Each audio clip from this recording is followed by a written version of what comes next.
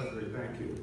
And Ambassador, thank you. So, our next speaker is a delightful dinner companion, by the way, I will say. We had a wonderful dinner on Sunday night, but distinguished in many other ways. She's chairwoman of Green Capital, a former French minister. Now, her portfolio would get her in trouble in America at the moment. She was the Minister for Gender Equality, Diversity, and Equal Opportunity. But before entering politics, she was Vice President and Managing Director of Hewlett Packard for Africa. Elizabeth Moran, welcome.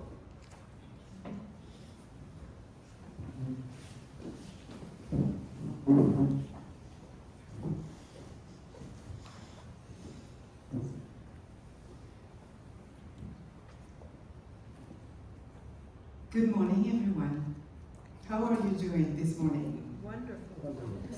It's so good to be here. I feel a bit of emotion. Mrs. Ambassador, dear professors, ladies and gentlemen, dear Chuan, thank you so much for giving me the opportunity to be here today with you all. Standing here at Harvard, one of the greatest temple of knowledge, is not just an honor. It's a testament to a simple truth. When you believe that borders, obstacles, and expectations are not walls but starting lines, you can go further than you would have ever imagined. Today, it's even more special for me as a member of the Boston Global Forum, a space where leaders, thinkers, and dreamers come together to reimagine the world we want all to live in. And being part of this community reminds me every day that we may be idealists, but our mission is not to predict the future, it's to build it. Today, my speech is not meant to inspire you, although I hope it will. It is meant to mobilize you. Because what I will share is not a dream. It's a reality within our reach. If, and only if, we choose to act as the leaders we all are. We are not here to predict the future. We are here to build it together with boldness, ethics, and unity. And together we are already laying the foundations of a more ethical and sustainable financial system. With the launch of the Boston Ethics Finance Protocol, we are setting a global standard to prevent ethical arbitrage and restore trust in finance. By 2028, we aim for 90% bias-free AI decisions, 100% blockchain transparency, and 20% inclusion of underserved population. Before I met Audrey Tang, I thought that these were pure dreams. After the conversation we have had in the past 2 days, I tend to believe, Audrey, Mrs. Ambassador, that if Taiwan can do it, we can also do it. Through the AIWS Finance Labs in Boston, Tokyo, and Nyatron, we are funding 1,000 startups. 50% women or minority-led. You can imagine how it warms my heart. And investing in breakthrough innovations like Senegal's solar initiatives. Technologies such as photonic computing will help cut Asia's energy consumption by 30% by 2027, aligning with our 2030 carbon neutral ambition. I'm sure, Mark, that you will love these KPIs. We are securing the future with 50 cybersecurity hubs modeled on Japan's cyber defense expertise, aiming for 99.9% threat detection by 2028 to protect our financial financial ecosystems. And because values need champions, starting in 2025, the AIWS Ethical Finance Leadership Award will recognize firms and individuals who embody transparency, fairness, and public service. Audrey, thank you again for showing the way, because proving, as Rain Capital demonstrates, that profitability and integrity are not contradictions, but super powerful allies. This is not wishful thinking, ladies and gentlemen. It is leadership in action, and it starts with us, and it starts today. These initiatives show one thing clearly. When we unite ethics and innovation, when we invest in inclusion and security, when we reward integrity, we do more than transform finance. We rebuild trust. We reshape the future. But none of this happens by itself. It happens because leaders, real leaders, choose action over intention. So my question to each of us today is very simple. What will we choose to build? From the dusty streets of Cape Verde to the vibrant debates of the Boston Global Forum, from construction sites to corporate boardrooms, from entrepreneurship to government, every step was a leap of faith. And today, I am here to tell you this. The size of our dreams matters more than the size of our starting point. I was born in a country poor in economic resources, and I grew up in a country rich in economic opportunities. And across 4 continents, I have witnessed a very simple but universal truth. Access to finance changes destinies. Investing shouldn't be about gambling on the future. It should be about planting seeds of hope. It should be about cultivating dignity. It should be about building possibilities for everyone.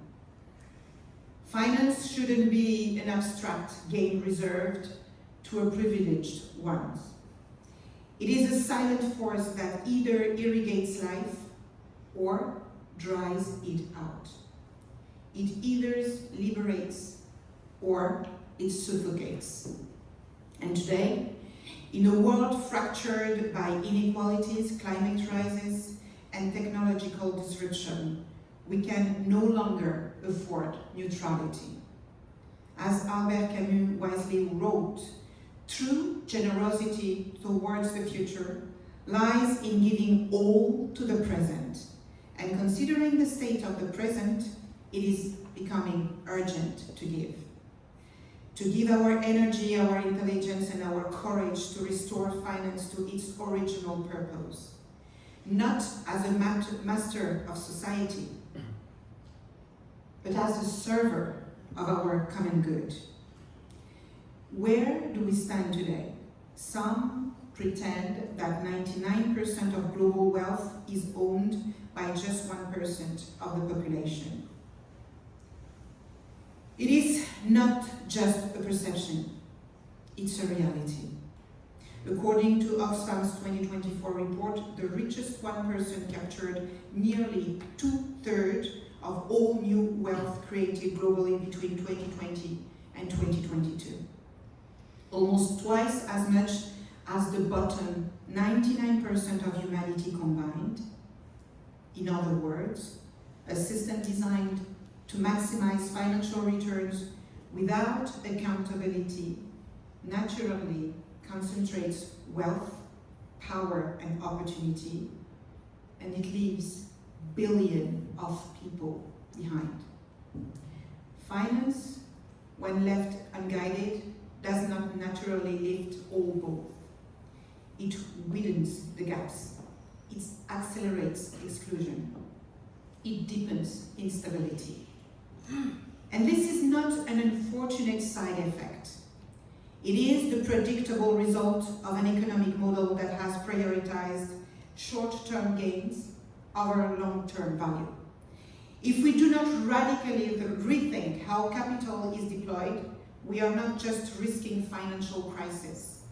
We are undermining the very foundation of our democracy, social cohesion, and planetary survival. And to make things worse, even what we call sustainable finance is too often little more than a green facade. Billions are poured into green funds that invest in luxury real estate, energy-hungry data centers, or speculative carbon credit schemes that fail to create real change.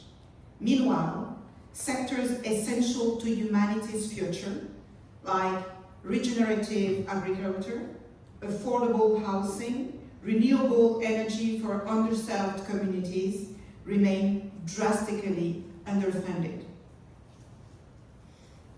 We live in a crazy paradox. We have the financial means, we have the solutions, and we still lack the moral compass. Because investing without impact is like sailing without a compass. Sooner or later, we crash. So why is it becoming urgent to act now? Some may argue that change is too expensive. And I would say, have you measured the cost of inaction? The IPCC reminds us that every dollar not invested today in climate action will cost between $5 and $10 in damages within the next 30 years. So delaying is absolutely not neutral. It is mortgaging our economies, our ecosystems, and our democracies. Because climate collapse fuels social instability, and social instability erodes political systems. Everything is interconnected. Everything is already in motion. And everything can still change if and only if we act. Today, two types of finance are emerging. Finance that perpetuates speculation, extraction, and exclusion, and finance that nurtures innovation, resilience, and inclusion. We, at Boston Global Forum, have chosen our part.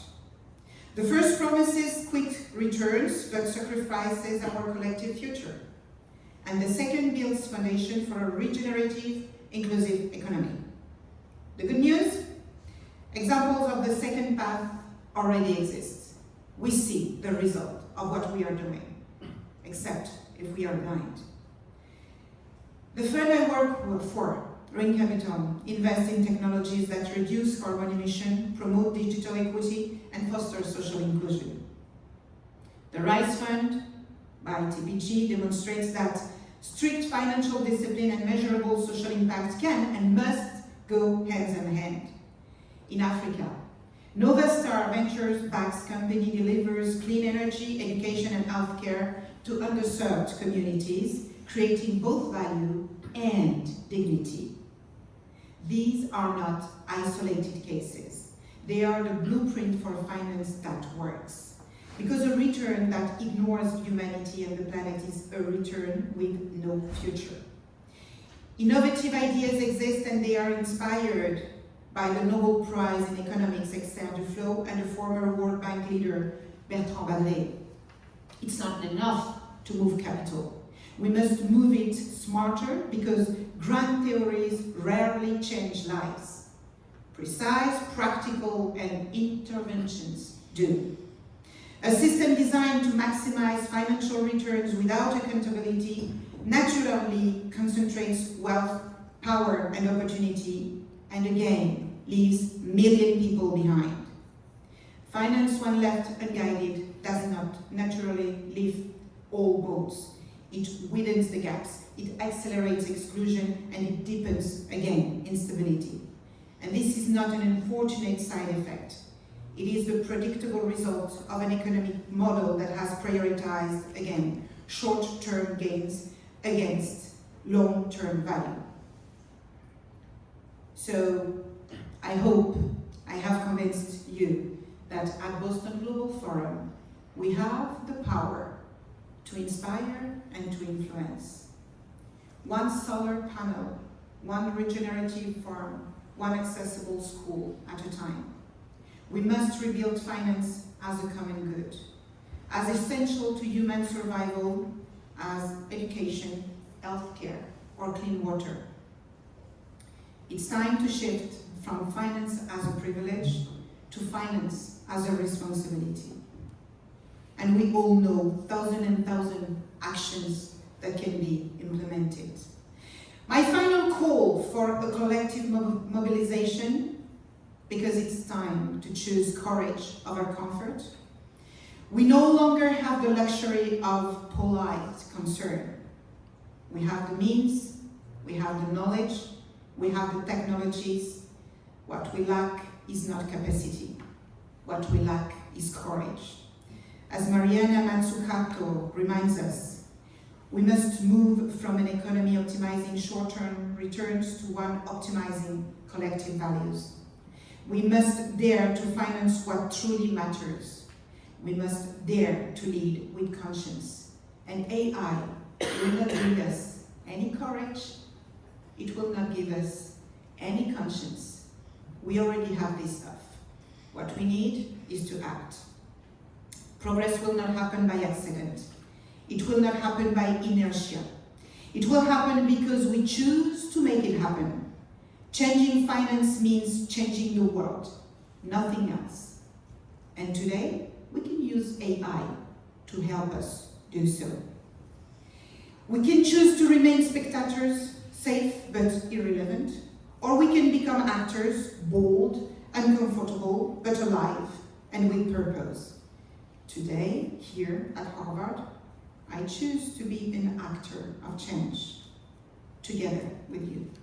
And as Nelson Mandela once said, it always seems impossible until it's done.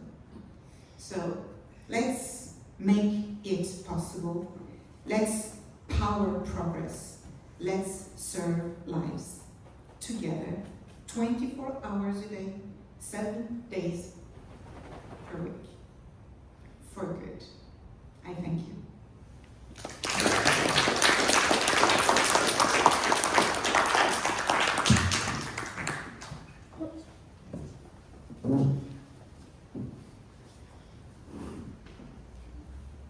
Thank you. To put a little more flesh on what we're talking about, we're fortunate to have with us Cameron Sabet, who's one of our young leaders, but powerful individual.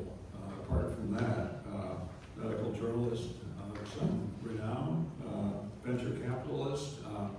He's currently studying at Georgetown's Medical School after having attended University of Pennsylvania, where he studied ethics and religion. Good morning and welcome. And help us understand this new concept. So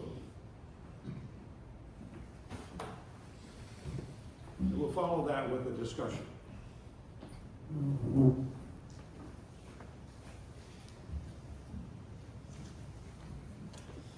Yes, thank you very much for the warm introduction. I really appreciate it. And what a wonderful lineup of speakers we have today. And congratulations, Minister Tang. And yes, I'd like to introduce the Boston Finance Accord today.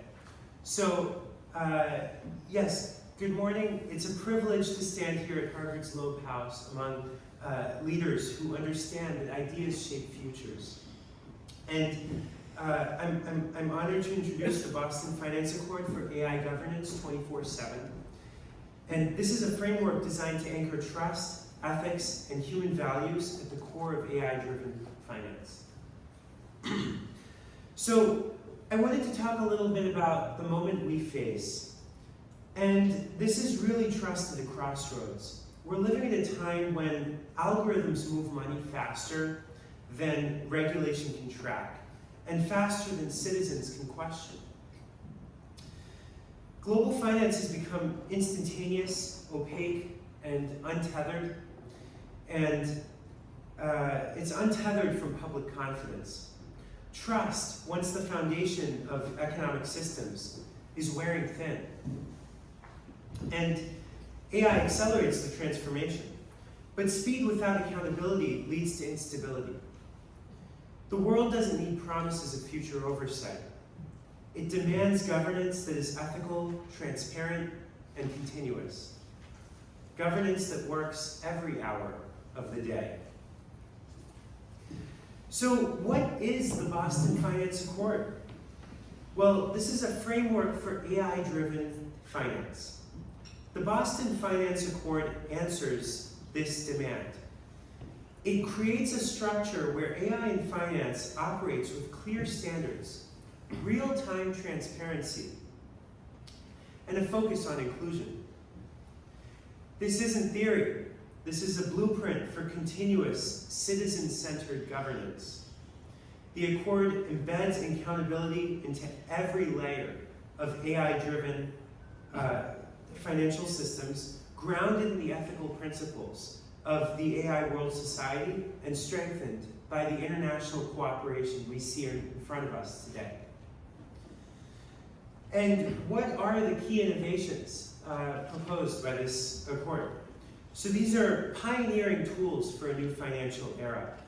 This framework introduces tools designed to make ethics measurable and participation real.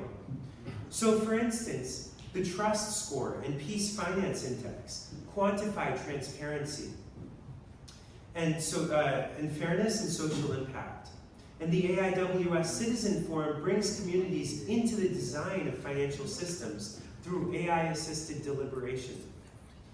And the Boston Ethics Finance Protocol sets a global standard for AI auditing, eliminating the space where unethical practices could hide. These aren't abstract ideals. These are operational mechanisms built for impact. So, very briefly, what does global unity in action look like, and how is that reflected in this Accord? So this Accord reflects the vision of leaders from Boston to Tokyo. It carries forward the legacy of Shinzo Abe's commitment to peace through innovation and builds on the Tokyo Accord's foundation. This is a coordinated effort involving G7, G20, and the Indo-Pacific nations with pilot programs and collaborative platforms launching this year. The work has already begun and the momentum is real. So why does this matter? Well, we want to turn artificial intelligence into assistive intelligence. What does that mean? So artificial intelligence will define the future of finance. And the question is whether it will serve systems or serve people. The Boston Finance Accord ensures that AI amplifies human values, trust, equity, and transparency. And finance must be a force that protects communities and fosters inclusion and operates with integrity around the clock. So join us in shaping ethical finance. And this is an open invitation. Engage with the Accord's pilot programs, contribute to the forums, be a part of the global dialogue where AI-powered finance strengthens and not weakens public trust. The tools are here, the framework is set, and now it's about leadership and the collaboration we're seeing here today. So thank you for your attention and for your commitment to shaping a financial future that reflects the best of human judgment and technological possibility. I look forward to building this future with all of you.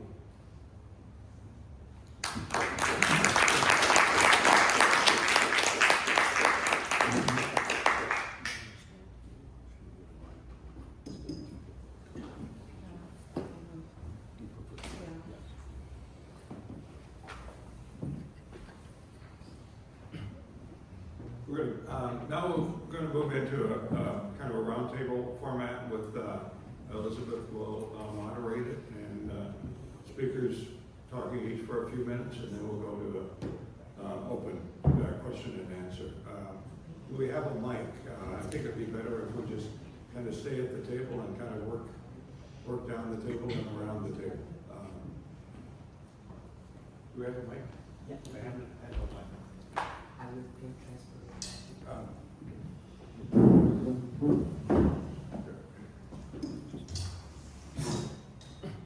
Oh, I'm good this time.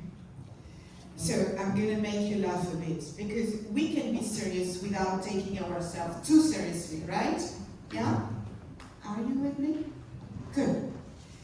If I was in France, I would spend hours and hours giving you the mic so you can give me all your biographies and show us how important you are and all the beautiful things you've done. In America, we have to be much more efficient. So I have a few questions that I would like to ask, but I really want us to have a very constructive conversation because I'm sure that if Tuan and the Boston Global team has invited you, it's because you have something interesting to say so we can advance on the topic we are discussing today, right? So would you mind raising your hand if you're burning to speak? Or would you mind raising your hand if you have something very interesting you would like to bring to the people in these assessments? No? Okay, so I'm going to start with my question. Audrey, this question is for you. You have shown that technology can serve democracy and not weaken it. But that's the perception of most of the people today. What principles do you think should guide us when building AI-driven financial systems that aspire to serve humanity first? Thank you for the great question. I'm delighted to learn that the AIWS Citizen Forum is launching the third quarter of this year using the ideas that we have piloted in Taiwan, such as AI-assisted deliberation. In Taiwan's experience, and also the experience from Bowling Green, California, and Tokyo and many other places, we found that broad listening works differently from broadcasting. Broad listening works best if there is a shared urgency. For example, in Taiwan, this trade agreement with Beijing was perceived as extremely urgent, and that made sure that people in different political ideological lines can find something that on common ground that they can agree on. The same in California with wildfire recovery and prevention, because the emergency is very fresh in people's memories. So the shared sense of urgency would be a very good test to find the first topic for the AIWS Citizen Forum to discuss when it comes to aligning AI. In Taiwan, last March, the most financially related AI harm is fraudulent advertisements. At the time, a year ago, you see in Taiwan, on Facebook, on YouTube, Jensen Huang, the NVIDIA Taiwanese leader, trying to sell you some crypto or some stock. And if you click, Jensen actually talks to you by voice, and later on by video. Of course, it's a deepfake. And because of that, we asked 200,000 random people in Taiwan what to do in a way that does not make the government gain censorship or surveillance powers. And people collectively figured out a way to counter the fraud by making sure that we default all the advertisement as scam unless it can get the digital signature from the Jensen Huang or anyone featured in the advertisements. And if somebody gets scammed out of $7 million, then Facebook should be liable for the same damage if they do not implement the KYC. And finally, if TikTok or ByteDance do not comply by setting up a local representative, we are authorized to slow down connection to their servers gradually until all their business goes to Google or something. And so this kind of ideas are not censorship, they're not content level ideas, they're behavior and actor level ideas. And because we show the parliamentarians, more than 85% of people agree with these measures, no matter where their political affiliations are. So it got fast-tracked by the parliament, and today, this year, we don't see any fake advertisements anymore. So the shared urgency over common harms, coupled with something like air cover, a pre-commitment from the ministry, from the government, from the leaders to implement these common insights together will co-determine the success of this kind of AIWS Citizen Forum. Thank you. Thank you very much.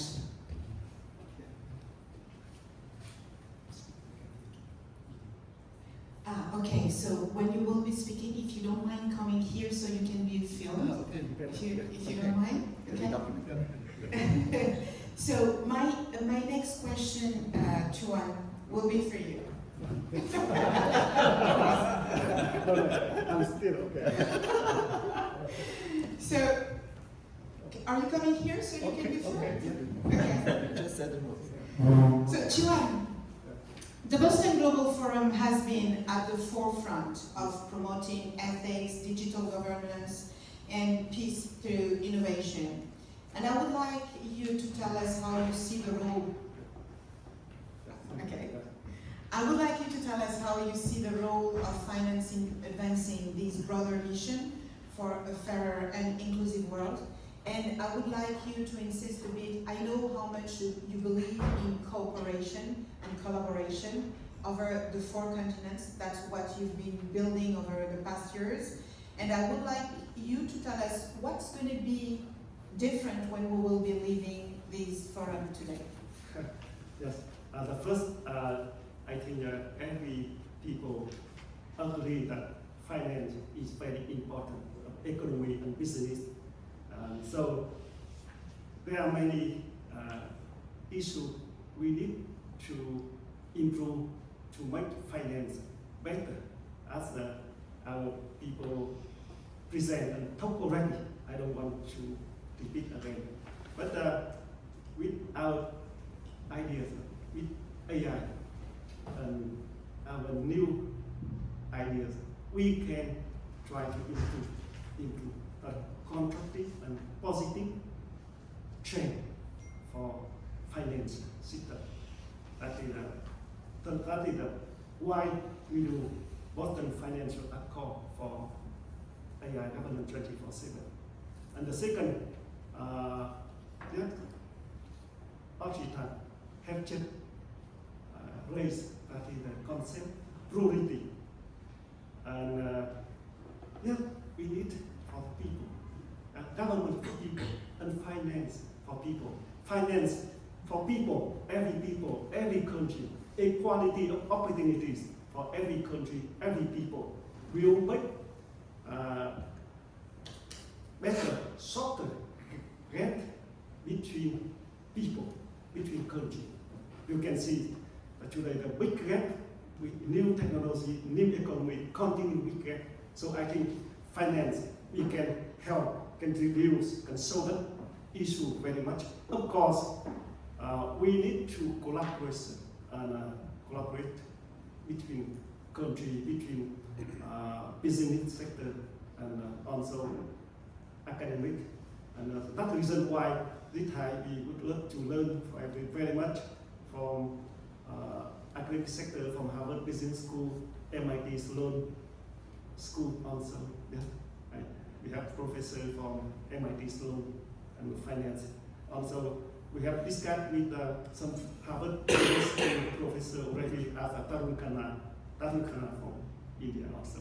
But I think we are optimistic thinking if we do collaboration, consolidate, and for common goal, the better future, and finance is very, very important. And Africa, we will do Africa, and we will have a Boston Plurality Summit as an idea from Italy, you and African discussing here and have ideas. We will do that. Yeah, thank you. Thank you. Thank you very much, Chuan. My next, oh yeah, you can applaud him. He deserves it. My next question is to Sir Mark Kennedy. Mark, would you join me here, please? My question is based on the wonderful conversation you and I had yesterday, and I found it so constructive and so full of hope that I wish you to share that with the room. And my question would be, I mean, your career has spanned public service, you've been a congressman, finance, education, and innovation. And I would like to know what guiding principles has helped you navigate so many complex transitions whilst staying true to your values? Well, thank you, Elizabeth, for that great question. Difficult to answer. I would say amongst the core principles that I've always followed is that life is a game of addition, not subtraction. That we're better off multiplying our talents together rather than descending into division. And if you just follow those practices, you'll find that it attracts others to the cause you have. I want to address that in the specific issue of finance that we're talking about here today, because I now lead the Water Institute for Strategic Competition, and one of our key focuses is infrastructure finance around the world. And what frustrates me is that we have a entity we call the U.S. International Development Finance Corporation, DFC, and it helps finance infrastructure around the world. It returns net revenue to taxpayers. We also have our Export-Import Bank to help bring technology from America around the world. It returns net revenue to taxpayers. They're both about the size of Finland's, not the size of the European Union's or scale to the United States. China's Export-Import Bank is 50 times greater in assets than America's. And you wonder why we have a trade deficit. So why can't we, as part of this, bringing finance to the world in a way that addresses all those needs you talked about, where we have the technology, where there is the need, where it would create not just wonderful opportunities for the people of those countries, but if you thought about it selfishly from America's perspective, I'd become convinced that infrastructure is the conduit through which future commerce flows. If we want to have a less trade deficit, build infrastructure. When it comes time to the repair, replacement, add-ons, they're looking to American firms. It also creates diplomatic partnerships. When you build infrastructure together that transforms a society, you are by nature engaging with that society in a way that it builds bonds. And in many cases, it helps our security. If that digital software through which all the data is flowing is Huawei, where China can harness that to train models and glean secrets, our security is at risk. If China is investing in over 100 ports around the world and we're not, and there's a time of geopolitical stress, they have the leverage on our commerce. So I would just argue for we ought to be investing in Development Finance Corp, Export-Import Bank, and have the goal of having those at the scale of the United States. That alone will go a significant way towards the goals that you outlined in your excellent speech, Elizabeth, and would be consistent with my view of life as a game of addition, not subtraction, of multiplying, not dividing. Thank you. Thank you. Thank you so much. Please. He's so inspiring. May I ask a question to our Mr. Consul from Japan, who makes us the pleasure to be with us today? Mr. Consul, would you mind joining me here? I have a question for you. No? It's a super question, I promise you. But if you don't feel comfortable, that's okay. It's okay. Please go ahead. Okay. So my question to you regarding the fact that Japan is renowned for its excellence in cybersecurity. And I would like to know how you see the role of cybersecurity in building trust and resilience in the future of digital finance. Well, I'm not quite sure we are really advanced, but that's for sure. We are making every sort of efforts, to really make sure, cybersecurity, to facilitate all of the benefits, generated by this, AI society. And definitely, it's a spirit, expressed by the unfortunately late Prime Minister Abe, and this has, created this new momentum to push forward. And in my view, it's always international coordination Okay,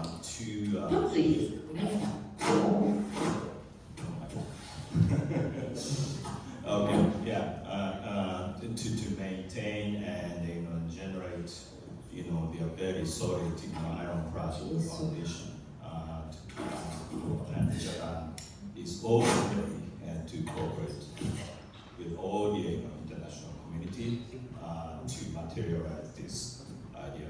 And I'm very much thankful for the invitation to me. This is my very first attendance in this very inspiring experience.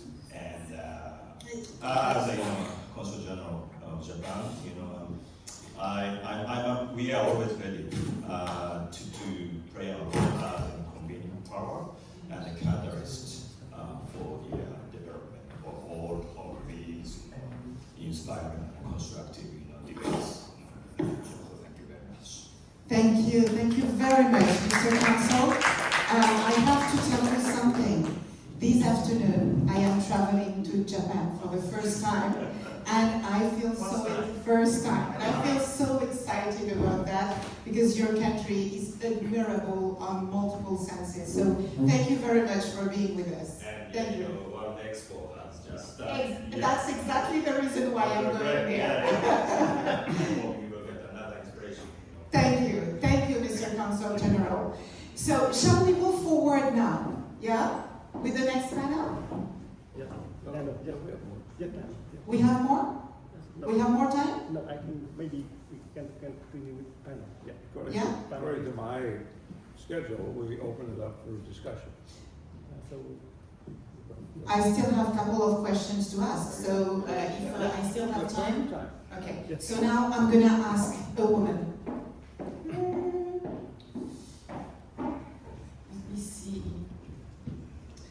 Let me see. Rafaela. You come from Lisbon. You are a teacher, a professor, I may say, a professor. And you've been working for a long time on the way you can mobilize the diaspora to support the development of the African countries. And namely, Cabo Verde, since you are from that country. Would you mind sharing your experience on that topic and considering what you have heard this morning and considering that the fact that you have so many smart people in this room, what would you like to ask in terms of inspiration or help or whatever? Thank you very much. I was totally not expecting this, so thank you for this opportunity also to be here with all of you. So indeed, what I'm expecting that AI will foster collaborations, especially with the Global South, and AI might unite rather than divide. This is indeed a concern because in the Global South sometimes we have a problem also with literacy.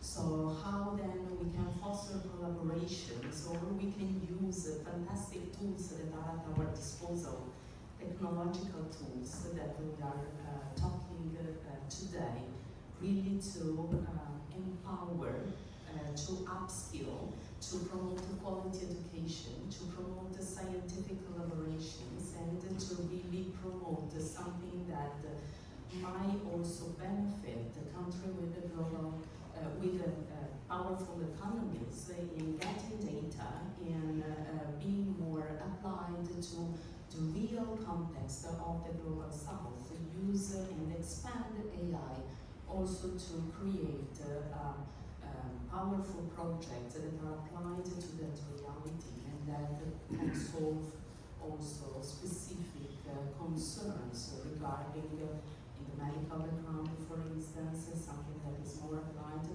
genetics and that therefore might be different in terms of therapeutic solutions, for instance, that the people need to recalibrate towards different genetic backgrounds, or also in terms of climate change and how we can then promote more reality applied solutions that are then feasible and strategically also useful to better understand globally all these concerns and challenges we are facing through. Thank you, Rafaela. I cannot help but ask you this question. I know you are currently working on a beautiful project called African Descendant Women Impact Network, and you are betting on the role of women to help Africa rise. Can you tell us a few words about that? Yeah, of course, because women, we are indeed sometimes challenged with occupying especially leadership positions. We need to show much more regarding to the other half of the world, so regarding men, we need really to show that we are doing really the best, and we have a stress imposed in terms of occupying leadership position, and when women are coming from Africa or of African descent, the stress is even higher, because indeed there are less positions that can be fulfilled or are expected to be fulfilled in leadership position. So with this organization, the ADMIN, the African Descendant Women Impact Network, so we will indeed upskills thousands of women in the African continent and outside globally, promoting quality education, promoting upskilling, promoting the access to resources that are both health and financial, and also learning from each other about the culture and the heritage that we were left and we will move forward with through technology, because all those women will be connected and mentored by role model through technological tools that are adapted and applied in many different languages, creating the power of togetherness Thank you. and solidarity. Thank you very much. Can we applaud her as well?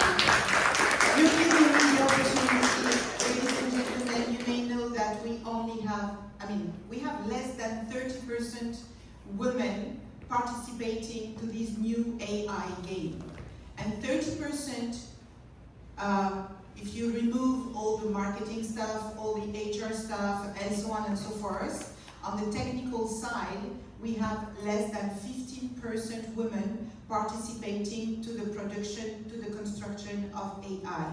So it tells you how important it is, if we want to create a fairer world, how important it is to involve women in this journey. Thank you very much.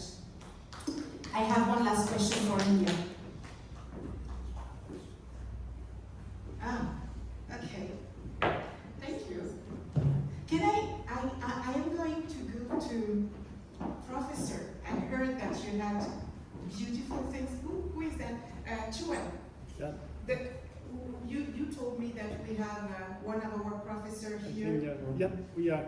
So start for panelists speaking. So I think Bruce Schneier. Yeah, he.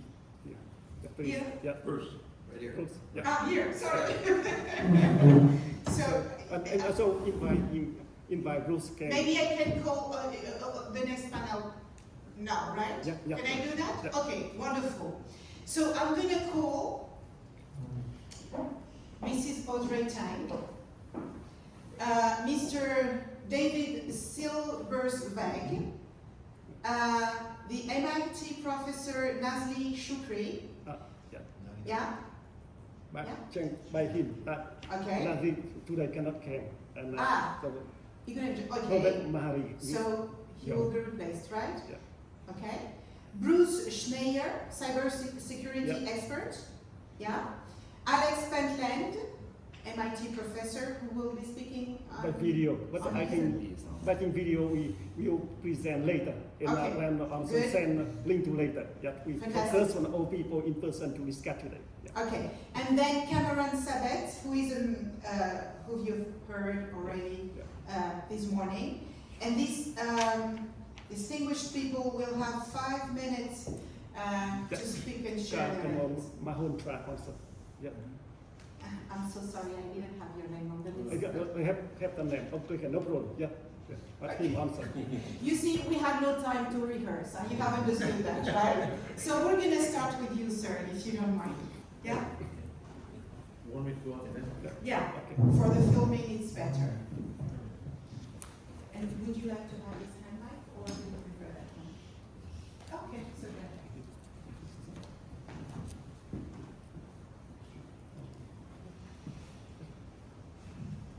Yeah, good morning, everybody. And Governor Dukakis, even though he's not here, the co-founder of the Boston Global Forum, Professor Alan Patterson, who's the co-founder and co-chair, and Mr.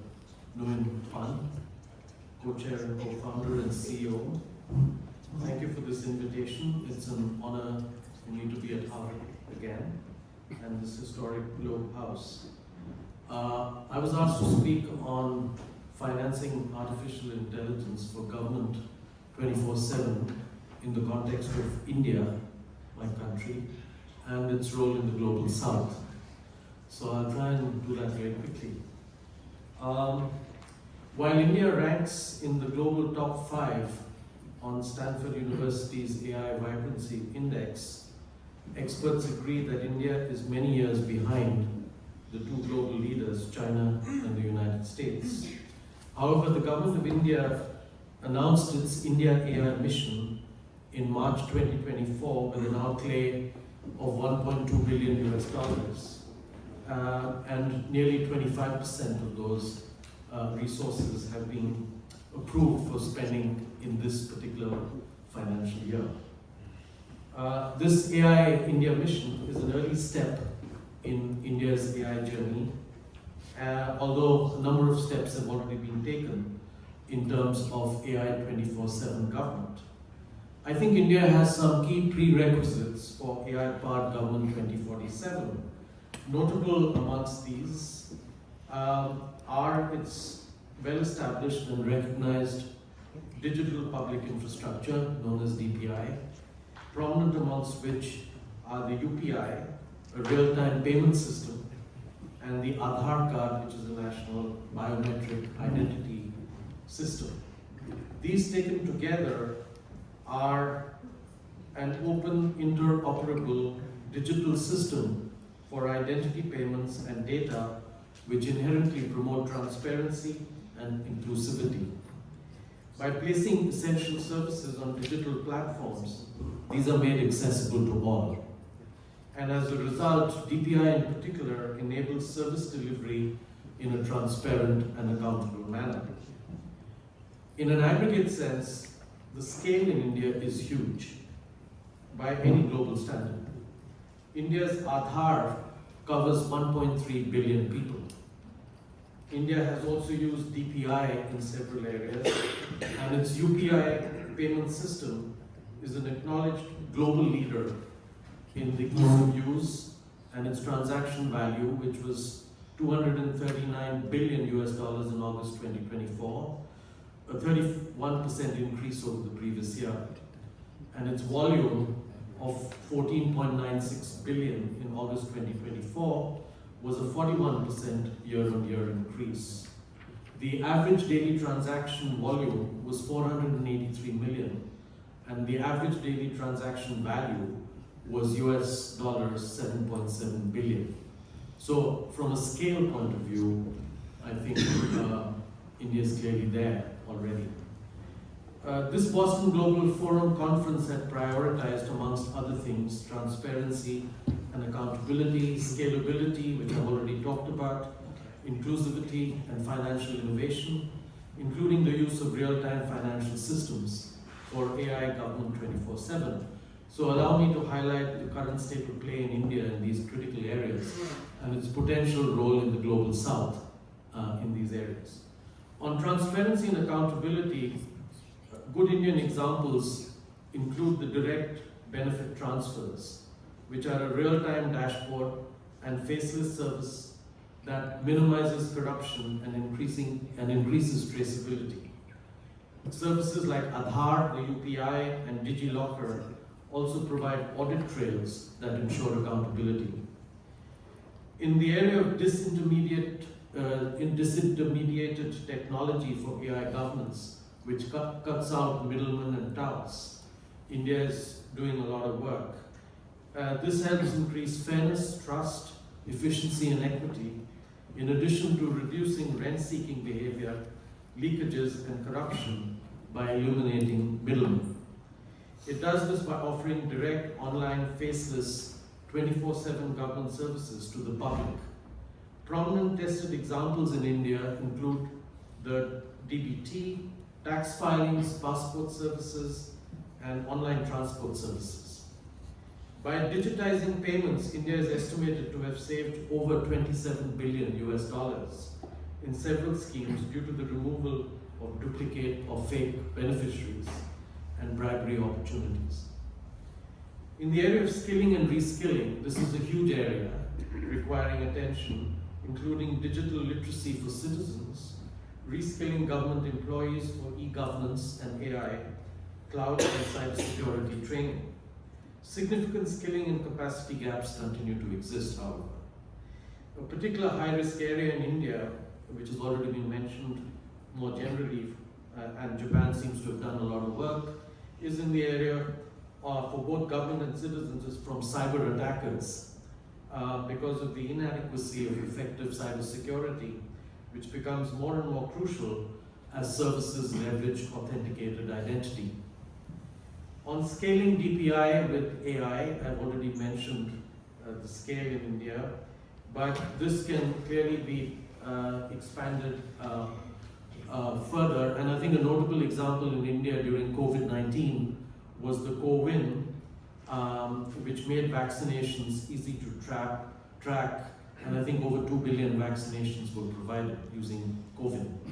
And I personally took them as well, so I know how well they worked.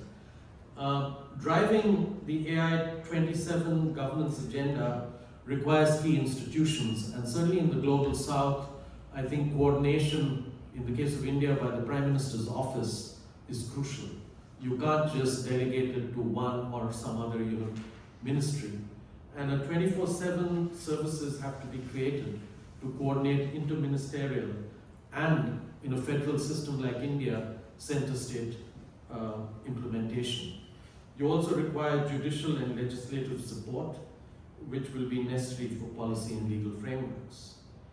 Effective data utilization is a huge area, and while the corporate sector has been using AI effectively to study and use large data pools, a lot more needs to be done by the government, particularly on cybercrime and cyber breaches, which need to be addressed as a matter of priority.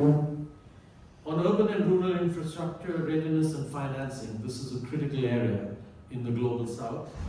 And India's aggressive investment in rural connectivity, with 95% of villages now covered, and having about the cheapest mobile data rates globally, I think stand out. Public-private partnerships for financing will be needed to include government funding to ensure universal access and private investment to innovate and maintain advanced services. There are a number of overall challenges in a country like India, which is very diverse, which is huge, which has a federal system, and where user interface remains a major problem, particularly affecting migrant populations, and I'm talking about domestic migrant populations, which are estimated at over a quarter of India's 1.4 billion population. So while digitization and AI can help, they cannot fill in for missing services or investment. And I think a cautionary note is also in order from a good governance and human rights perspective, because AI government 24/7 can be a double-edged sword, since it gives the central government enormous power, control and oversight over citizen data and activities. And I think this becomes a big challenge in a lot of the Global South. I want to say a few words about India's potential niche in the Global South.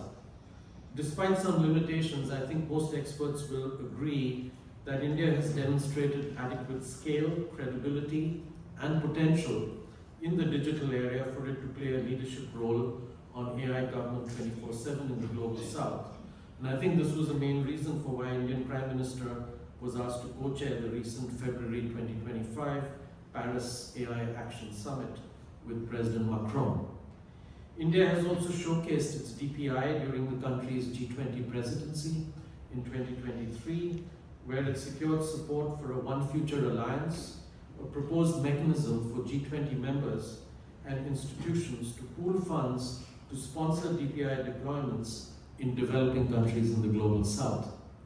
India has advocated for digital sovereignty and tech neutrality at the United Nations and has expressed serious concern about its strategic autonomy being violated by dependence on foreign services and platforms that could be subject to sovereign action. Of course, the US sanctions that cut off payments systems, SWIFT, Visa, MasterCard, Amex, to Russia after its illegal invasion of Ukraine are a case in point. As a result of these concerns, India has advocated for a federated open source model in global forums, and these include its modular open source identity platform called MOSIP, which has now been adopted by 26 countries in the global south.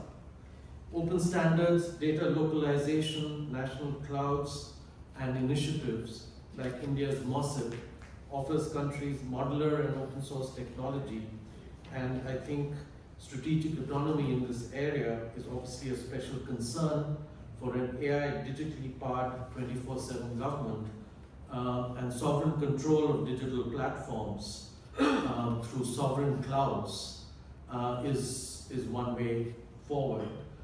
It's a solution suggested by big tech, but I think a lot has to be done. Let me end just by saying that financing AI government 24/7 in the global south has to come from national budgets, multilateral agencies, PPPs, and philanthropy. India's role could include sharing expertise through its India Stack diplomacy, which has already been used in the South Asian neighborhood, in Singapore, and in Africa. And South-South cooperation bonds, PPPs for telecom infrastructure, big tech, digital inclusion, and crowdfunding are all needed to structure partnerships to guarantee public affordability and open access. And I think the bigger finance question is the same as the finance question for e-governance. All governments need to budget for technology, digitalization, and cybersecurity. Multilateral and development agencies can play a role in financing these for global south countries, struggling to do so themselves, especially to influence quicker adoption in the same manner that the United Nations and multilateral development banks are supporting of financing renewable energy and green power projects in many developing countries. I thank you. Thank you. Thank you very much, Mr. Kemal Malhotra. I'd like to remind our honorable assistants that you have been the former UN resident coordinator. Thank you. That was super interesting. I am now going to call Mr. Bruce Schneier, who is the Harvard cybersecurity expert.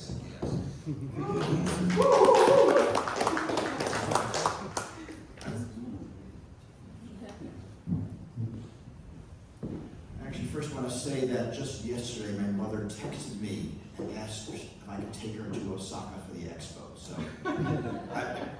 So something is in the air. I guess it just opened up and there are news stories, so I think we're going in the fall.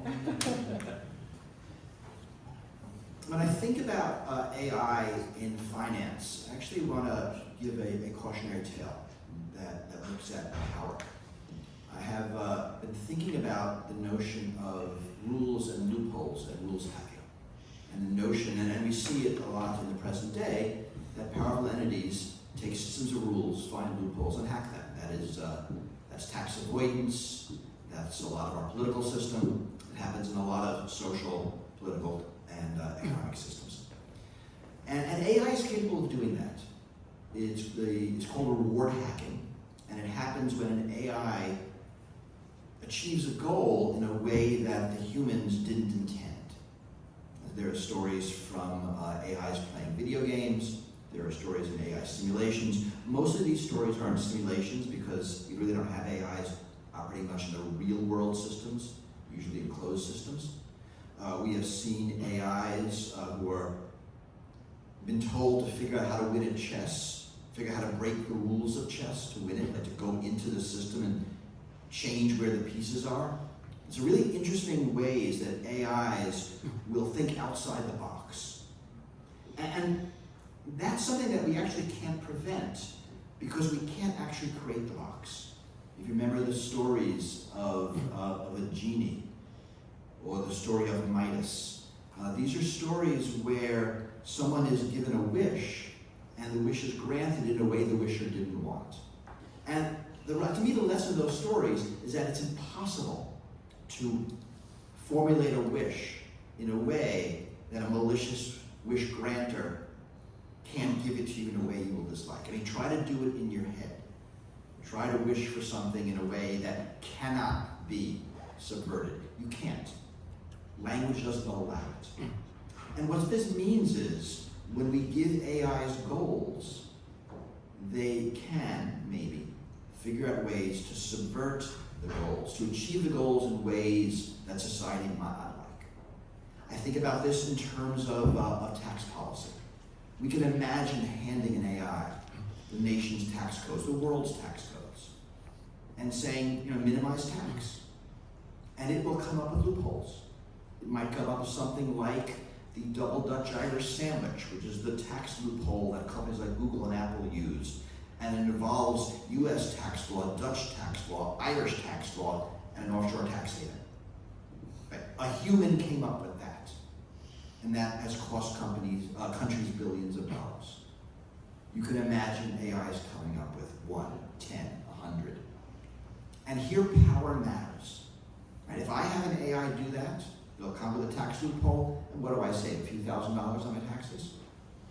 Goldman Sachs does that, and it's a multi-million-dollar business for them for years. And when I think about using AI for good in finance, in any of these deeply complex, interrelated, rule-based systems that do have loopholes, if we only could find them, I worry about the AIs finding these loopholes. And we in society are used to this. We might not like gerrymandering or the filibuster in United States politics. And actually, the filibuster was a loophole.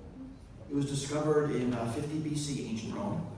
Pliny the Elder looks at the rules and says, it says all business must be conducted by sundown.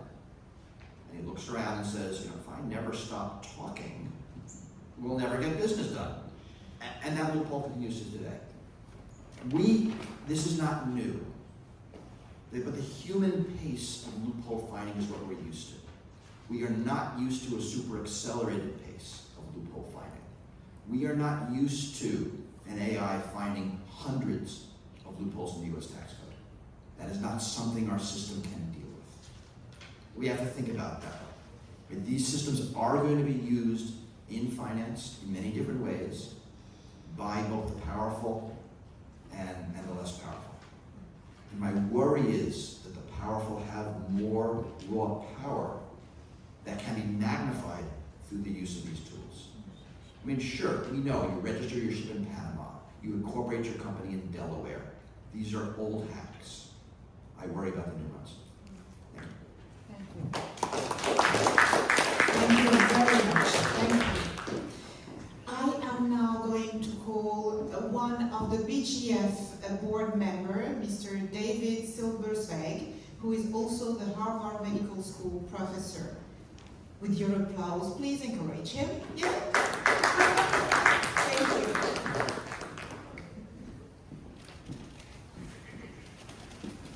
Thank you, Minister, Ambassador, congratulations. So I'm going to offer a complementary perspective from the vantage point of a physician, a neuroscientist, and part of why I love being in the Boston Global Forum is the ability to work with Juan and Tom and others to be able to think about these things and to be able to think in a broad as well as a deep manner, and to be able to offer some perspective occasionally in this regard. So the perspective that I'd like to bring is one that starts with the fact that we're humans, right?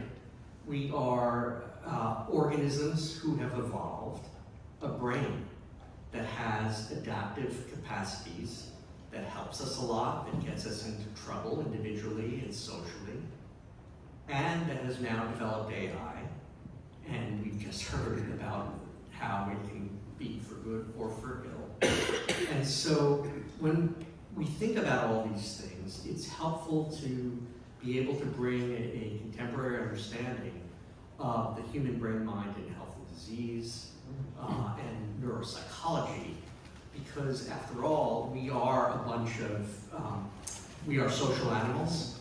We are a bunch of brains interacting. Now we're interacting with a bunch of AI agents. We will increasingly. How do we model that? How do we understand that as a complex system? What are the emerging functions for good or for ill? What are the dangers and the possibilities that we can bring? And can we, with an understanding of human neurobiology and medicine from a point of view of healing, but in this case healing society rather than just healing individuals, and after all, society is made up of individuals, can we bring a perspective that can inform policy or build in some protections?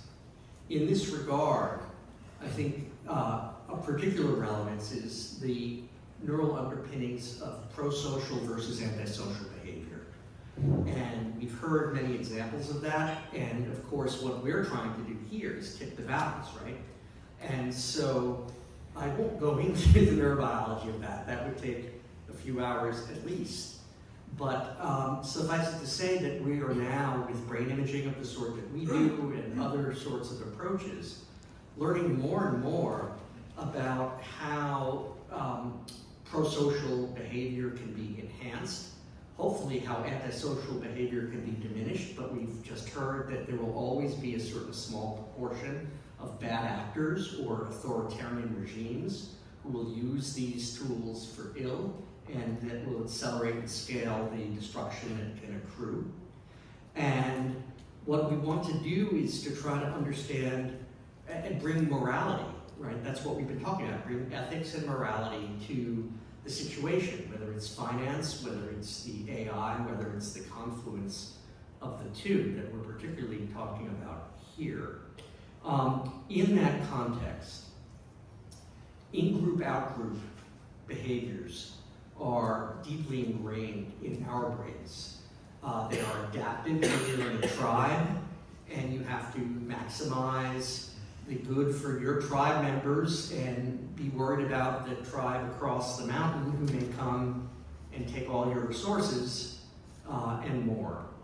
But we have that deeply embedded in us, and unfortunately, demagogues and authoritarians are beautifully equipped because of their own pathology, I would say, to stimulate the areas in our brain that are associated with fear or, in certain cases, reward, and can actually create in-group, out-group groupings that needn't be there and that end up causing a tremendous amount of hate, violence, destruction, and on and on. And so, essentially, I'm just going to make a plea that as we engage in this discussion and these actions moving forward, that at a place like Harvard and beyond, we can avail ourselves also, in addition to all the brilliance in this room around the technology, the politics, the diplomacy, etc., the science that may help to put a moral compass into AI. The more we understand about what a human moral compass is in the brain and how it can go awry and how we might write it again. During the discussion, perhaps we can also hear a bit from Professor Clippinger, with whom I'm working on some of these ideas.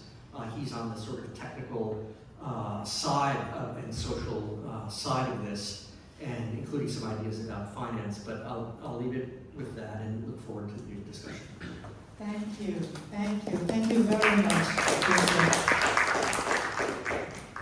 I am going to call again our medical journalist and also venture capitalist, Mr. Cameron Sabat, please.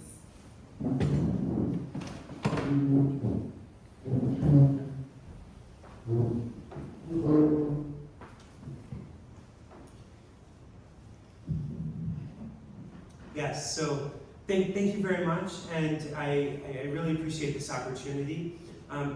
Once again, I'm Cameron Sabat, principal at Multifaceted Capital and Georgetown medical student. We're here because AI isn't knocking on the door of global finance, it's already inside, and it's rewriting the rules while governance struggles to catch up. So this Boston Global Finance Accord isn't just theory, it's a blueprint for AI-driven financial systems that never sleep. It's transparent, as Audrey Tang mentioned. It's resilient, and it's accountable 24/7.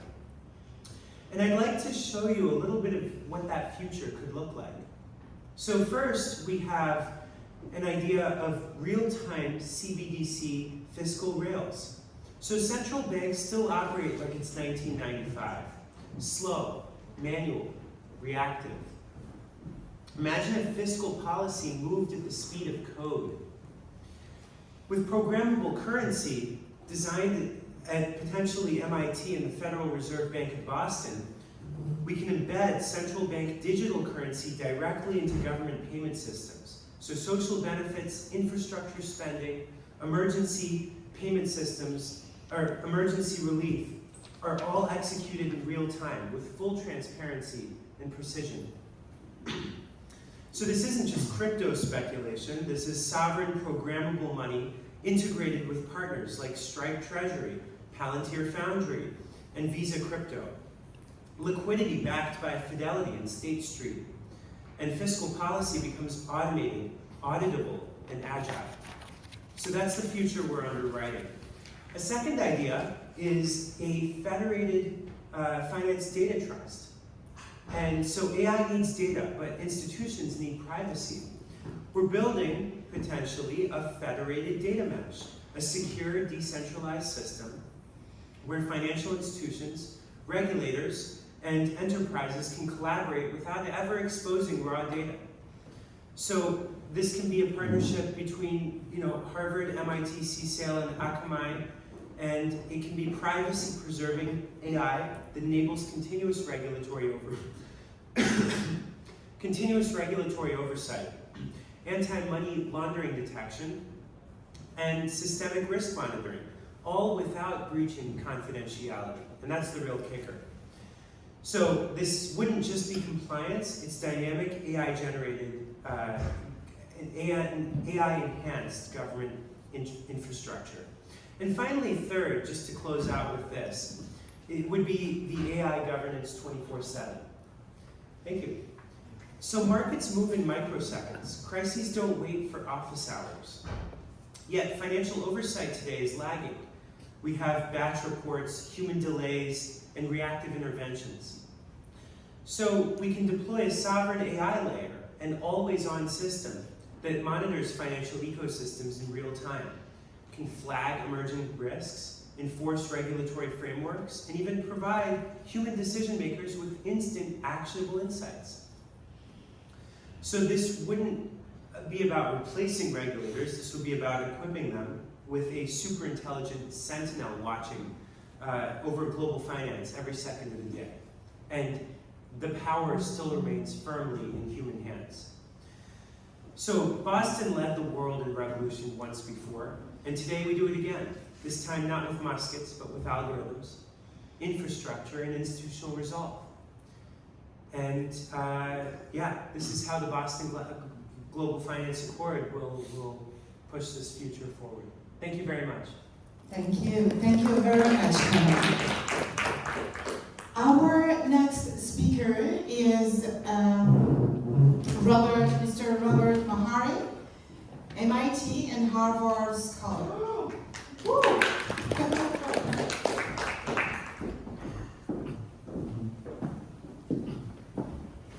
Thank you so much.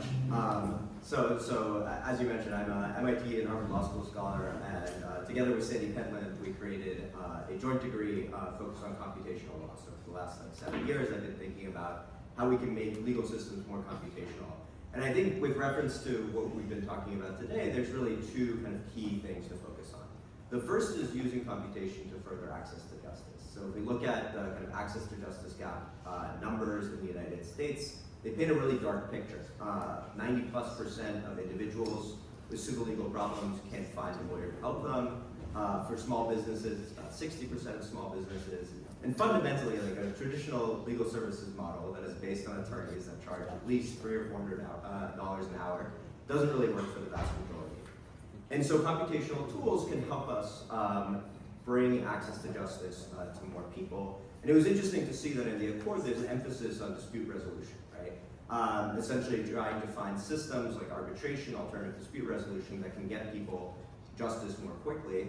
At the same time, like as we're designing these tools for access to justice, there's something like very human about justice and legal systems, and there's this interesting balance to strike about increasing efficiency without undermining the human dimension of justice. For example, making sure that when there are ambiguities and judges have to resolve those ambiguities, we don't give that power of resolving ambiguities and acting in a quasi-legislative fashion to AI systems.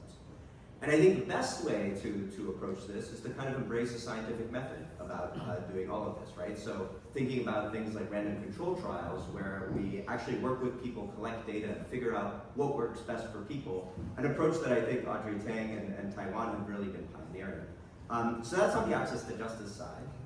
The other side is regulating with computation, right? The kind of code as law, law as code dichotomy.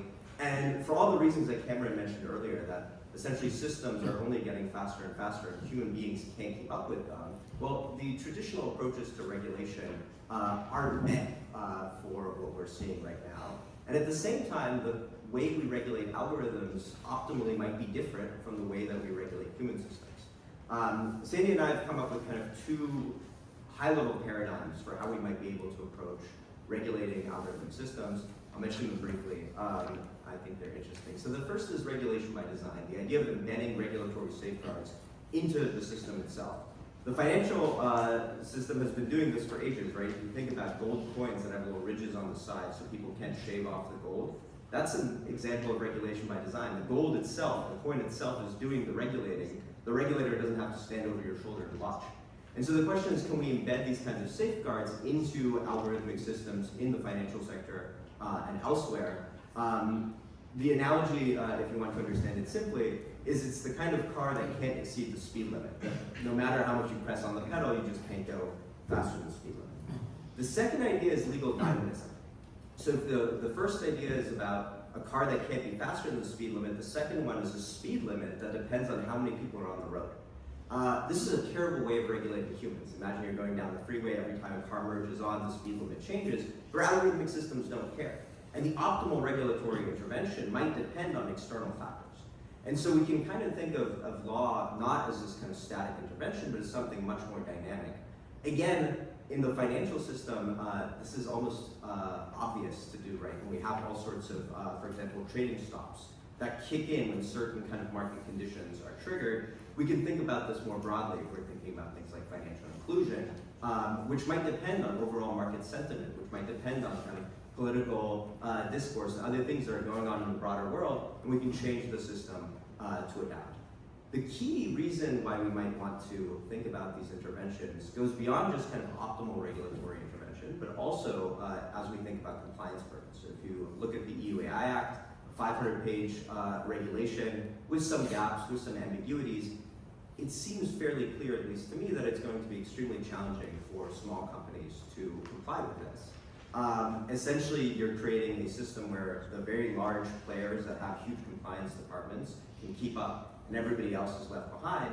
If you have a set of regulatory safeguards and guardrails that are relatively easy to implement, that have been pre-vetted, then it's much easier for smaller players to essentially, if you're familiar with GitHub, import that code base into their products, know that they're satisfying regulatory requirements, and thus you can encourage innovation. So we've been doing a lot of work around this in the European Union, but it seems like a model that you could apply elsewhere. So very excited about the financial accord. I'm very excited that Boston's taking this leadership role, and very happy to talk more about computational law with all of you later. Thanks. Thank you. And a heartfelt thanks to all the speakers that brought us so many insights. I am missing this one. Robert Mahar. Okay.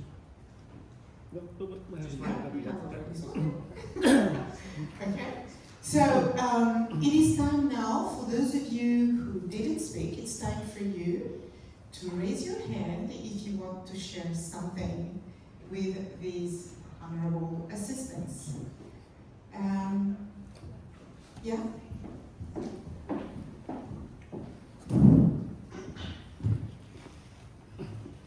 Sir, would you mind introducing yourself, and then the floor is yours? My name is Santosh Salvi. I'm coming from Nashville, New Hampshire. I'm a serial entrepreneur, as well as I'm an elected state rep for Nashville, New Hampshire. Thank you. So my question is basically, I'm here to get more and more knowledge, number one.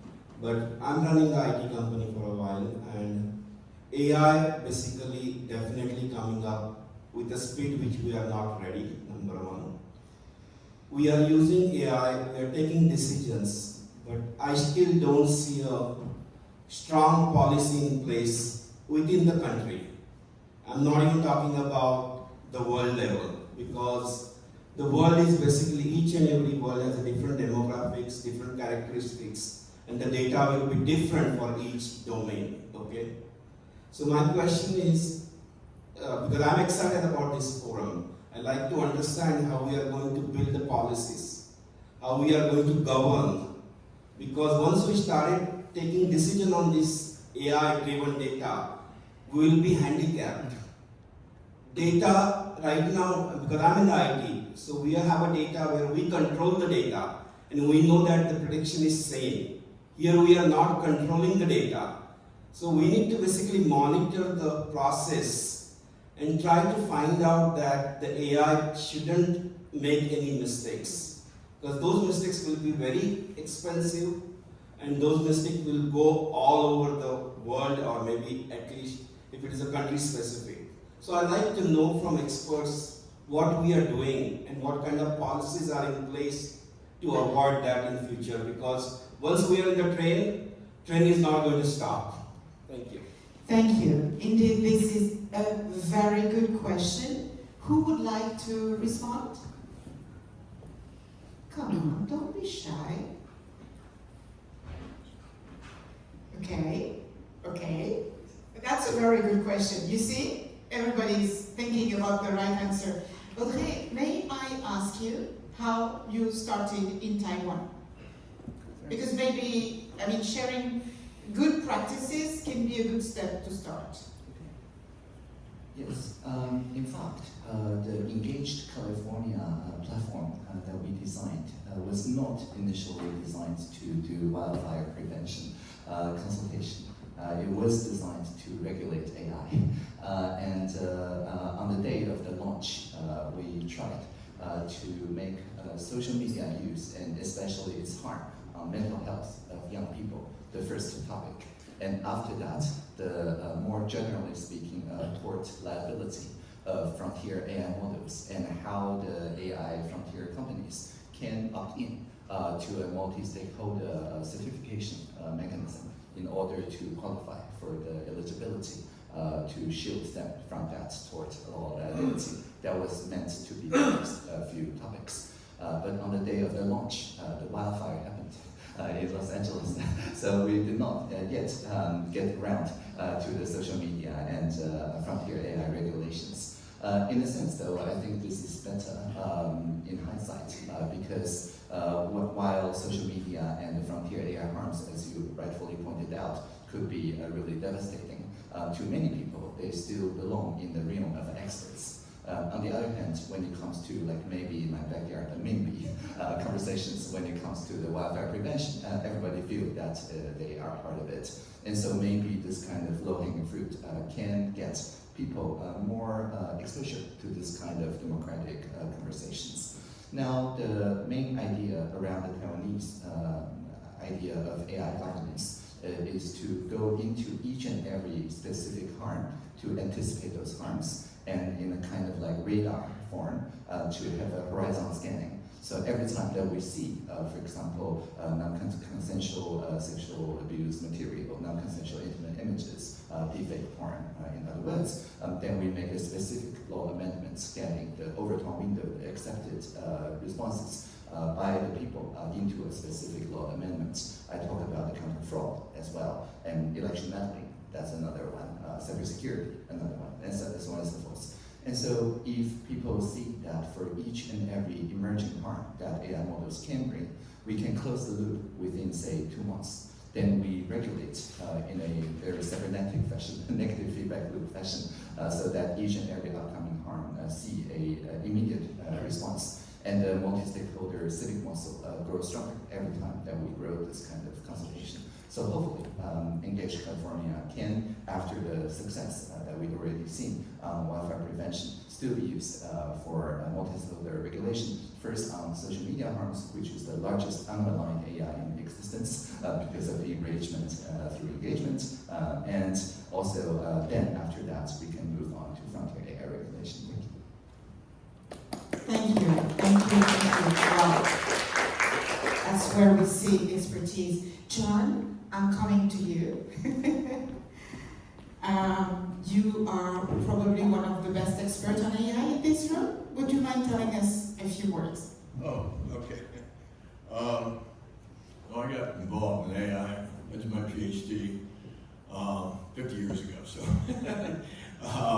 And been traveling and working in this field, particularly in cybernetics. And more recently, I want to follow up on David's comment, that our thinking of AI as a machine and our sort of machine metaphor, I think should give way to a biological metaphor. And then we really need to look at them as living agents, and they have models of themselves, and they make representations, and they have their own agency. And that has implications on how we think about finance and economics. If we look at our finance system, it's really a derivative from Newtonian mechanics, basically. You're looking at a mechanical system, pricing, you're making markets through information arbitrage, price value established between being able to get an equilibrium in that arbitrage. Whereas in fact, you create infinite fungibility, and that creates, you have negative externalities that are not reflected in the market. And this is something you try to cover through regulation, but regulation becomes captured. So there's an argument that you want to have the whole governance of a system, or the self-healing of a system, be built into it as in biological systems. And that scales. And we know how, we're understanding the principles of how complex things become multicellular, align themselves on multiple scales, which is very different than mechanical industrial models we have now. So the point that you were making, having added it, why can't you recognize new value when it's added? And therefore you can issue new value or tokens or whatever the unit would be that appreciates a bigger pie rather than a fixed pie. And how can, and I think I've been involved in regenerative finance and the climate, and how do you actually value the climate in the currency, something called nature-based currencies, where you create an alternative asset class that values the preservation of nature, but not just the preservation of nature, certain pro-social behaviors, because you're creating value in that. And so what the argument I would make is that I think we have to rethink the fundamentals of our notions of finance and value creation. And we move from a more mechanical to a more biological notion, sort of agentic. They have an economic system that learns, but is homeostatic, that basically preserves it preserves the boundaries of life, but also values the learning over time. And I think this is sort of really, and AI is going to be able to augment this because you can automate certain amounts of cognition. And we're working with agents and tell it to read a book. It reads a book. It has a discussion with other agents. It knows the book better than I do. It does problem sets better. And they can actually negotiate among themselves and create a new solution. And that's a cycle that's 24/7. We can never keep up with that. I think that's something we really have to come to terms with, is that we're having this high rate of cognitive automation. Yes, they make mistakes, yes, they hallucinate, but you can actually have ways of testing and verifying and having agents test one another in order to minimize their risk and never eliminate it. So I guess my feeling in talking about the finance is I think there's certain fundamentals in finance that you have to move from an extractive system to reach a generative system. And you have to value the creation and generation of life, of equity, and that has to be part of the full financial incentive system. So I'll leave it at that. Thank you. Thank you. Thank you very much. That was super interesting. I'm just wondering if someone wanted to comment further on the question about how to make the laws protecting the way we are using AI. Does anyone want to comment on that? No? So, Chuan, I think it is a very interesting topic to cover in our next discussion, and thank you very much, sir, for raising it. Is it time to pause? Yeah. It is? Yeah. Oh, just 1 second. Another comment. I just very quickly wanted to say I'm Glenn Weil. I work closely with Audrey Tong. I'm here in Boston. I also work with Bruce. If folks are in this area and are sort of passionate about some of the things Audrey talked about, please reach out to me, Glenn at graphicalexchange.org or Glenn Weil at Gmail. We'd love to be in dialogue with you, and we do a lot of work around some of these AI governance questions at Harvard, so happy to be in touch with all of you. Thank you. Thank you. So, thanks again to all our speakers. Thank you very much for your contribution. I suggest that we take this time now to go for coffee, meet with people you don't know, okay? It doesn't make sense that you speak to someone that you will see tomorrow, and make some connection, and let's pursue this conversation after the pause. I don't know, how long do we have? Oh, let's take about a 5 minutes. long 5-minute break.